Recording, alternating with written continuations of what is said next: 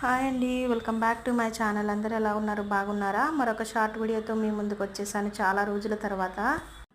ఈరోజు మనము వేరుశనగ గుళ్ళు పుట్నాల పప్పుతో పచ్చడి ఏ విధంగా చేసుకోవాలో చూద్దాము. ముందుగా స్టవ్ వెలిగించుకుని ప్యాన్ పెట్టుకుని ఆయిల్ యాడ్ చేసుకోండి. ఆయిల్ హీట్ అయిన తర్వాత కొంచెం జీలకర్ర, ఒక 5-6 వెల్లుల్లిపాయలు చితగొట్టి యాడ్ చేసుకుని అవి కొంచెం ఫ్రై అయిన తర్వాత 5-6 పచ్చిమిరపకాయలు, ఒక 3 ఎండుమిరపకాయలు కూడా యాడ్ చేసుకుని ఇవి కొంచెం బాగా ఫ్రై అయిపోయిన తర్వాత వేరుశనగకాయలు కూడా యాడ్ చేసేసుకోండి.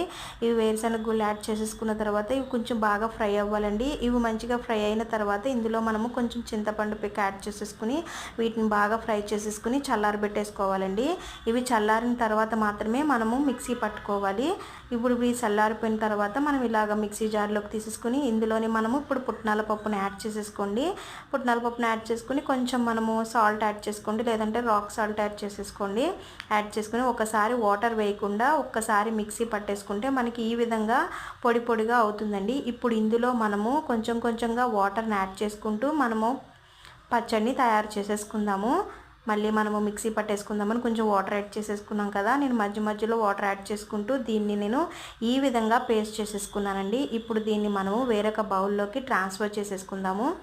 ఇప్పుడు దీన్ని మనము వేరొక బౌల్లోకి ట్రాన్స్ఫర్ చేసేసుకుని ఇదే జార్లో వాటర్ యాడ్ చేసుకుని మొత్తం అంతా క్లీన్ చేసేసి ఆ వాటర్ని కూడా ఇందులో వేసేసుకుని మంచిగా మిక్స్ చేసేసుకోండి. ఇలా మిక్సీ చేసేసుకున్న దీనికి ఇప్పుడు మనము పోపు పెట్టేసుకుందామండి. పోపు కోసము ఇందాక ఎందులో అయితే మనం ఫ్రై చేసుకున్నామో అదే ప్యాన్లో మనము కొంచెం ఆయిల్ యాడ్ చేసేసుకుని ఆయిల్ కొంచెం హీట్ అయిన తర్వాత ఇందులో మనము ఒక స్పూన్ పచ్చెనపప్పు, ఒక స్పూన్ మినపప్పు యాడ్ చేసేసుకుని ఇటు మంచిగా ఫ్రై చేసేసుకుని ఒక రెమ్మ కరివేపాకు అందులోనే ఎండుమిర్చి కూడా యాడ్ చేసేసుకుని మనం మంచిగా ఫ్రై చేసేసుకోవాలండి.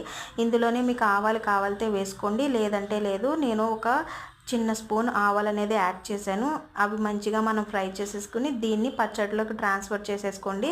ట్రాన్స్ఫర్ చేసేసుకుని తాలింపు అంతా పచ్చడి అంతా కలిసేటట్టు మంచిగా మిక్స్ చేసేసుకుంటే ఎంతో టేస్టీ అయినా మనకి వేరుశనగ గుళ్ళు పుట్నాల పప్పు పచ్చడి అనేది రెడీ అయిపోతుంది. ఇది దోశల్లోకైనా మనకి ఇడ్లీలోకైనా చాలా బాగుంటుందండి. ఇది గట్టిగా తినేవాళ్ళు గట్టిగా తింటారు, పలచగా చేసుకుని తినేవాళ్ళు పలచగా చేసుకుని తింటారు. మనకి ఎలా ఇష్టమైతే అలా వేసేసుకుని తినేయండి. అంతేనండి, ఎంతో టేస్టీ అయిన పచ్చడి రెడీ అయిపోయింది కనుక మీకు ఈ వీడియో నచ్చినట్టయితే లైక్ చేసి షేర్ చేసి సబ్స్క్రైబ్ చేసుకోండి. Bye bye.